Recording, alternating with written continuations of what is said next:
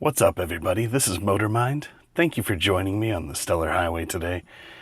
I'm going to talk about Skyward today. This is a book that didn't come out today. It came out a week or so ago, and I wanted to check it out then. Decided to take a pass. Saw it again, picked it up. Glad I did. For one thing, this is a great looking book. The first thing I want to say is that this is an apocalypse book, but it's devoid of the usual nasty stuff. There are no zombies, there's no robot apocalypse, no deadly contagions, anything like that. Instead, this is sort of like an apocalyptic book that has like a natural disaster focus. So basically, they haven't really unraveled exactly a lot of the ins and outs of the details of living in this world, but the gist of it is gravity was messed up. I guess it was always messed up, and these guys kind of figured out something was wrong. There was all these anomalies, and then one day they wake up, gravity is messed up. It results in a lot of terrible things happening. But this kind of takes place 20 years after what they call G-Day, or the gravity catastrophe. The book is by Joe Henderson, and Lee Garbett is the artist. It's like this, the art in this book is super great. I don't know what else Lee Garbett has done, but I'm definitely going to look him up after this. So it opens with this sort of, family scene. They've just put their daughter to sleep. It looks like mom's going out jogging. Dad gets some coffee, accidentally knocks the mug over, and he's startled when it, is suspended in midair along with the liquid. And he kind of remarks, I knew this was coming. Nobody believed me, yada, yada. And then he realizes that his wife has just run out jogging. So he sort of like fumbles around and pushes himself towards the front door. He looks outside, and we're greeted with this amazing 2-page spread here of just, I just like the imagery here is really great because it's just like shows how helpless he would be in this scenario. It's really scary. They did a great job of conveying that. It seems pretty terrifying. But yeah, of course, his wife, she doesn't make it, and he's freaking out. Then he hears the baby crying and thinks, oh God, I got to get back inside. And here's the baby just kind of floating, safely in her bedroom. So this is actually our protagonist. This is the baby 20 years later. Her name is Willa, and she kind of works as like a courier. I think they're actually called like carriers, but because of the reduced gravity, things are as light as a feather and stuff like that. So she lives in, close to the sky. And people, it's not really clear or spelled out or gone into in detail. It appears like people use tethers and fire extinguishers and different propellants and stuff to get around. But this is sort of like the slums. She sort of lives in the ghetto. So she, has like this courier job. She's part of sort of it's a company or a business. She's got a crush on this guy. They do this sort of flirt thing. It's revealed that the guy has, he's an amputee or disabled. It doesn't say how he lost his legs. But he kind of remembers life before Gravity Day, and he's like, don't be sorry for me. This is like the best thing that's ever happened to me. It's kind of a cool aspect to address. It would be a game changer for people with disabilities. So there's kind of this little flirt thing. It's kind of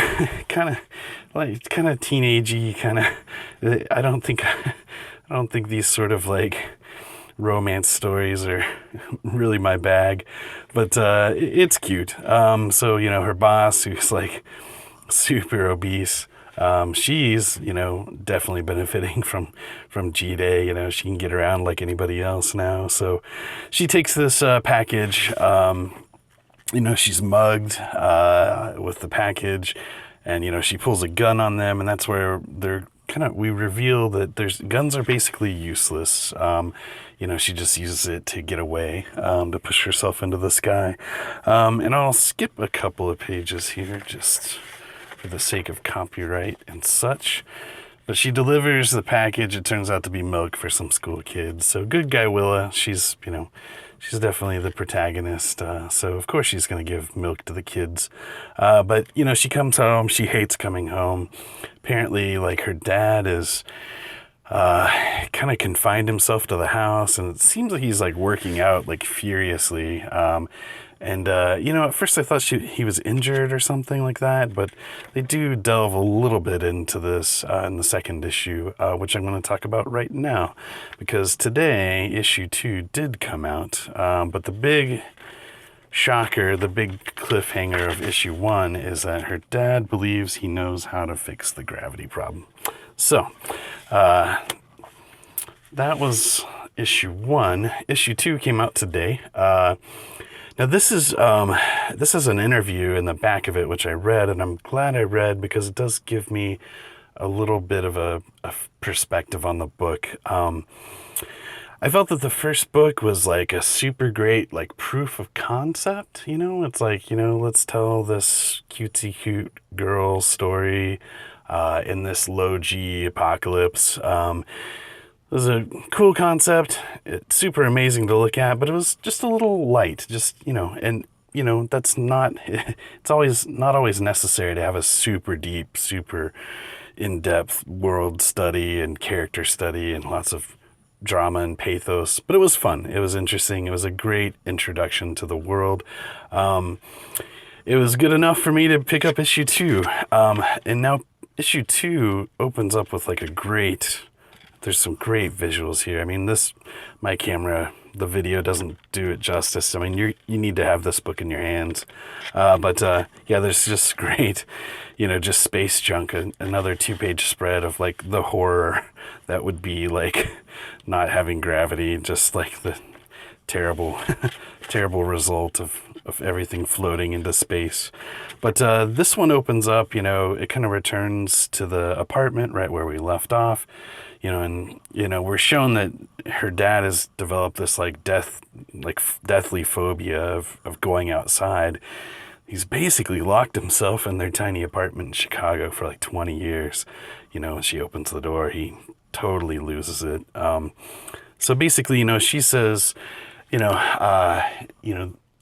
wants to leave the city. She wants to, live. She wants to explore the world, And, of course, he's deathly afraid, deathly terrified, doesn't want to lose her, too. So,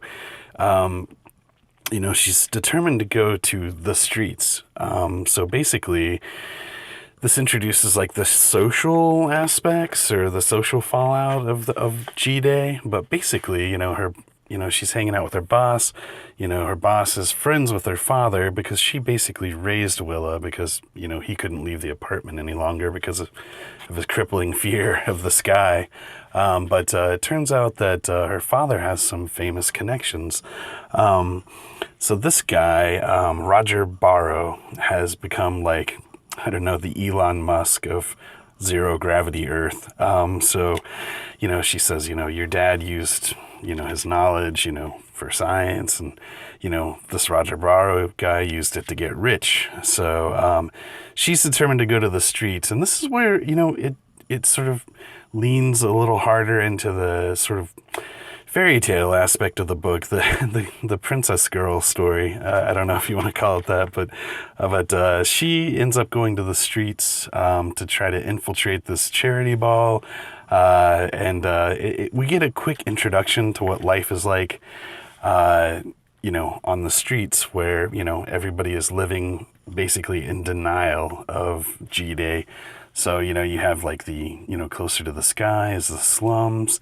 And then here on the streets, everybody, utilizes this like magnetic technology to like, live like everybody did before G-Day. So, you get sort of this classic little girl tries to get past the big bodyguard type thing. He realizes she has a gun, and she's like, oh, no, it's no big deal. It's not for defense. It's, a utility. It's a tool, it helps me in case I go skyward. He immediately radios the goons. She gets away by tasing his boot, which causes it to flip out, and he floats towards the sky and just totally loses his cool. But she is on the run after that, and she's helped out by her crush. You know, he's kind of been keeping an eye on her, and he hooks her up with these magnet boots, like all the rich people wear. So she uses the boots. She's able to get into the ball and meet Roger Barrow. And she just kind of like does, I mean, it's sort of like in true Disney princess fashion. She just kind of like shouts out her father's name. She gets the guy's attention. He realizes that her father is alive. And, you know, I guess her father has a lot more to hide than, you know, he's letting on, because this Roger Barrow guy wants him dead. And so now that he's got his daughter, he can finally find him. So she's kind of like inadvertently, you know, her quest to like leave the sleepy village, you know, like Belle and the Beauty and the Beast or whatever, has just inadvertently put her family in danger. So yeah, that is Skyward issue 2 in a nutshell. And like I said at the end here, there's this interview, which I am glad that I read. It really, even though this is like a super great, like apocalypse type story without the usual tropes, this is also very much a coming of age story, sort of a Disney princess story. I mean, so I mean, if you know that and you're cool with that, you're going to enjoy this book. I mean, I really like this. This is not something I would typically read. I mean, coming from the super girly, like I keep saying Disney princess, but I mean, that's just the best way to describe it. It's not something I would normally read, but I really like the concept and everything. And I'm interested. I mean, you know, as long as it doesn't get too formulaic, because I mean, issue 1 is just sort of like almost like a proof of concept. I mean, it was sort of tough to swallow that it was so thin on actual content. It's like, hey, it's like a pitch almost. It's like, hey, I got this crazy idea. You guys are going to love it. And so, you know, this sold the book basically. And then the second issue is where the book actually begins, and we kind of get an idea of, you know, who these people are and stuff like that. But I do like it that it's sort of an apocalypse story, a radically different world setting, but, you know, in these Disney trappings. But yeah, I mean, I like it. This is not something I think I would like ordinarily like. If somebody said like, hey, you want to read a book about a low gravity street kid who becomes like a princess, I would be like, what? But you know, it works. This is not bad. I think I will be reading more of this. I don't know if this is a short series or this planned to run long. I mean, there's definitely a lot that potential here, but we'll just have to see where this goes. Where do you think Skyward will go? I would like to know. Just sign off below. Let me know your thoughts and comments. You know, let me know what you think about the art. I think this art is amazing. Everybody looks gorgeous. All the environments look gorgeous. I like all of the designs. It works for me. Like artistically, this is just super great. And like I said, I really need to look this guy up and see what else he's drawn, because I need it in my hands right now. So, but anyways, let me know what you thought about Skyward. Sign off in the comments below. Ring the bell, subscribe. I plan on uploading just as often as I can, buying new comics every week. I have a little bit of a sort of a special episode in mind that I'm kind of working up to regarding Darkhawk from Marvel Comics. If anybody, any 90s kids are out there, you're going to remember Darkhawk, and he's making a little bit of a resurgence right now. So I was a big fan. I've got the first issue and a few, so we're going to talk about Darkhawk. But for now, Skyward, let me know what you thought, and thanks for joining me on the Stellar Highway.